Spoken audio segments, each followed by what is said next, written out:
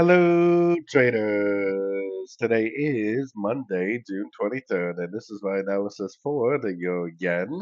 We are on the 1 hour time frame, and as you can see, we've been very, very impulsive up. And if you've been watching my videos, you know that I've been recommending longs because the monthly, weekly, and daily has been up. So hopefully, you all have been getting some pretty nice profits because this is a really nice trendy market.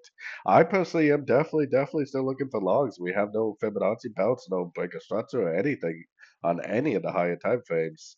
I definitely wouldn't want to try to go long right now at the top of this move. I mean, I would have to see a pullback. Whether it pulls back now or not, I have no idea.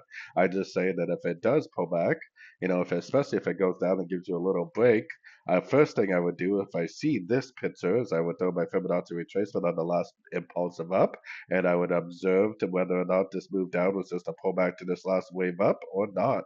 So we're definitely looking for longs, but we can't be going long right at the top of a move. We need to see some sort of a pullback. So hopefully we do get a push down, a nice little break, so we can throw our Fibonacci on there and look for a long at the end of a pullback, hopefully a three-wave pullback and a nice Fibonacci bounce. So anyways, don't forget to like, subscribe, check out my free Discord channel, link down here in the corner. Take a look at my website, fxpipcollector.com. And as always, thank you for watching and happy trading.